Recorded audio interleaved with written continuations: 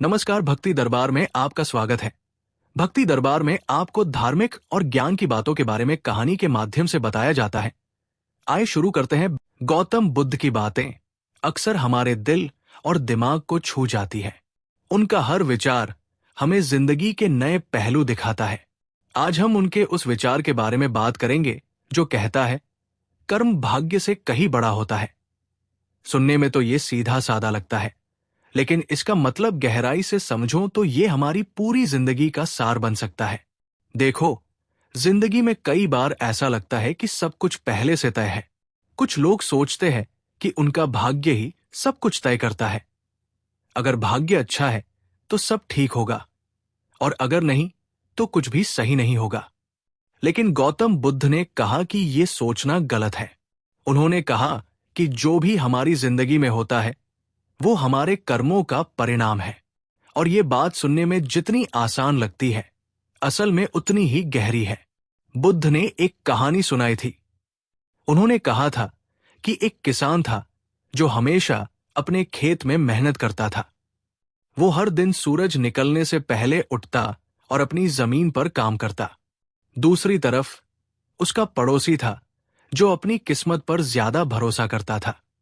वो सोचता था कि अगर भाग्य में अच्छा लिखा होगा तो फसल अपने आप बढ़ेगी। अब सोचो, जब फसल का समय आया तो किसकी फसल अच्छी होगी?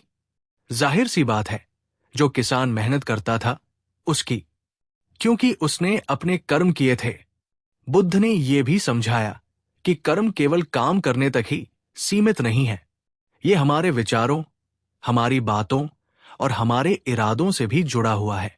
जैसे अगर हम किसी के बारे में अच्छा सोचते हैं तो वो अच्छाई हमारे जीवन में भी लौट कर आती है।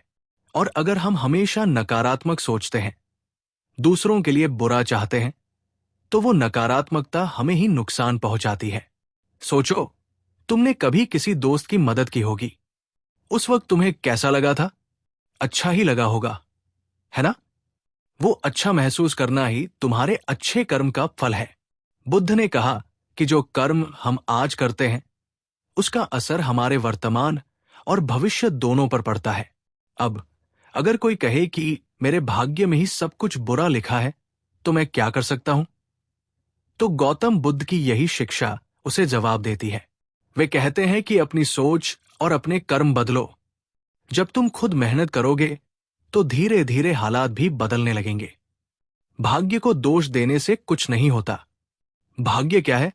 ये हमारे पुराने कर्मों का ही नतीजा है। अगर आज हम अच्छे कर्म करते हैं तो भविष्य का भाग्य खुद ब खुद बेहतर बनेगा। गौतम बुद्ध ने एक और कहानी सुनाई थी जो हमें यह समझने में मदद करती है कि कर्म क्यों भाग्य से बड़ा है। उन्होंने कहा कि एक राजा था जो हमेशा अपने जीवन में दुखी रहता था। वो सोचता था कि उसका भाग्य खराब है, इसलिए उसे कभी खुशी नहीं मिलती। उसने अपनी समस्या का समाधान जानने के लिए एक साधु को बुलाया। साधु ने उसे एक गहरी बात समझाई। उसने कहा, राजन, अगर तुम्हें लगता है कि तुम्हारा भाग्य खराब है, तो क्या तुमने कभी सोचा है कि तुमने पिछले जन्म या इस जन्म में क्या कर्म किए हैं? क्योंकि भाग्य कोई जादू नहीं है, ये तुम्हारे ही किए गए कर्मों का परिणाम है। साधु ने राजा को एक प्रयोग करने को कहा। उसने कहा, 1 महीने तक हर दिन सुबह सुबह उठकर अपनी प्रजा की भलाई के लिए काम करो। गरीबों को खाना खिलाओ, जरूरतमंदों की मदद करो और किसी को दुखी मत करो। फिर देखना तुम्हारा भाग्य खुद कैसे बदलता है। राजा ने ऐसा ही किया और सच में 1 महीने बाद उसकी जिंदगी बदल गई। उसे पहली बार सच्ची खुशी महसूस हुई। गौतम बुद्ध ने हमेशा कहा कि कर्म करने का मतलब केवल शारीरिक मेहनत नहीं है। ये हमारी सोच, हमारी नीयत और दूसरों के प्रति हमारा व्यवहार भी है।